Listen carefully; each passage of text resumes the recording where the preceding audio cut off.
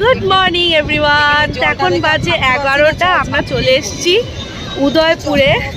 শরীর কিন্তু সবারই মোটামুটি খারাপ, কিন্তু তবুও এনার্জি নিয়ে আমরা চলে আসছি শুধুমাত্র বাচ্চা কাচ্চাদের জন্য। চলো চলো তোমাদেরকে দেখাই।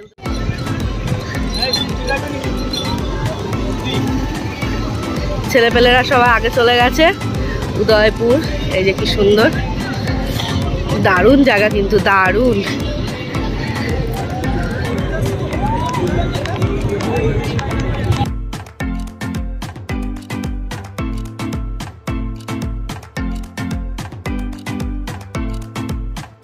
আমার অবস্থাটা দেখো তোমরা সবাই। গেদু এখন ঘুমিয়ে পড়েছে, কারণ গেদু একটু হাওয়া পেলেই ঘুমিয়ে পড়ে। তো এখন ওকে কোলে নিয়ে বসে আছি, কারণ আমরা সবাই একসাথে জলে নামবো না। দারুণ লাগছে উদয়পুরটা। এবারে মনে হচ্ছে পয়সা উসুল। হ্যাঁ, এটা কত? আর এটা এটা করে রান্না করে দেন। হ্যাঁ, কাঁকড়াগুলো কত? এই কাঁকড়া কেউ না না, কাঁকড়া খাবো না, আমি দাম জিজ্ঞেস করছি। আর আমুদি 40 পিস 200 টাকা। আমুদি গুলো ভালো হবে তো? এই তো তুলে দিচ্ছি। আমাদের গেদু উঠে গেছে। গেদু, এই শোনা, এই দেখ, এই যে এই যে এই যে কোথায়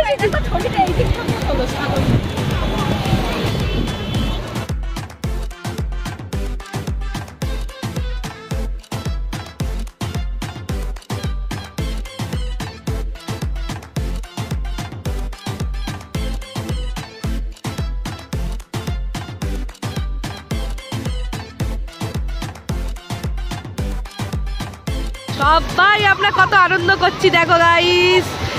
ও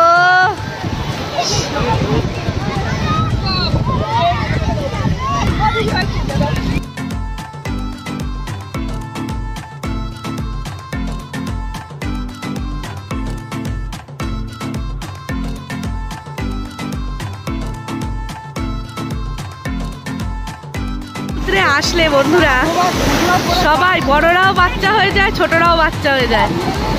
ছোটরা তো বাচ্চা থাকেই, বড়রাও বাচ্চা হয়ে যায়।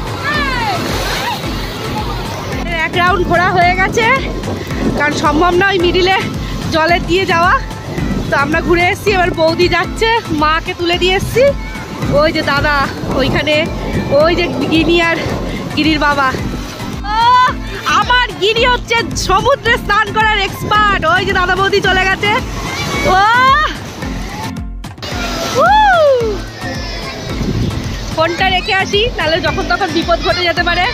মা, গেদু আর হচ্ছে সোনা, মানে দাদার বড় ছেলে রয়েছে, দুটোই খুব ভয় পাচ্ছে, মার হয়ে গেছে। এবার একটু আমরা যাই কাপল কাপল। এ মা, কোথায় চলে এসছে রাই? দেখো তো, দাঁড়াও দাঁড়াও দাঁড়াও দাঁড়াও। আমাদের ফার্স্ট খাবার চলে এসছে। কি এটা? আমুদি মাছ ভাজা। আর কি ভাজতে দিয়েছো? আর কিছু ভাজতে দিয়েছো? সাইটিং কি মশলা? বিশাল নুন, এমনি নুন তারপর নোনা হয়ে গেছে। দাদা বৌদিকে ডাকো। দাদা বৌদি গেদুকে নিয়ে চলে গেছে। আমরা শুধু মাছেই আটকেছিলাম না, এখানে একটুখানি চাট, পেয়ারা আমরা নিয়েছিলাম মশলা মাখানো, কাসুন্দি টাসুন্দি দিয়ে। আর এই যে আমাদের পুরো ওই সাইটিং মাছটা, সাগর প্রচণ্ড সাইটিং মাছ ভালো খায়, তো আমি ওর কথাতেই টেস্ট করে দেখলাম, সত্যি এইভাবে খেতে কিন্তু দারুণ লাগে। আর পুরো একটা গোটা সাইটিং মাছ নিয়েছে কিন্তু 200 টাকা। আর আমুদি মাছ 40 পিস 200 টাকা। আর পেয়ারার চাটটা কত নিয়েছে জানি না। খাওয়া দাওয়ার পালা শেষ, এখন আমরা আবার এখন চলে এসছি। গেদু, গেদু বসিয়ে দাও, বসিয়ে দাও। সেই আনন্দ করছে, সেই দেখি শোনা। গেদু, এই যে এই যে এই যে এই যে এই যে বাবাই।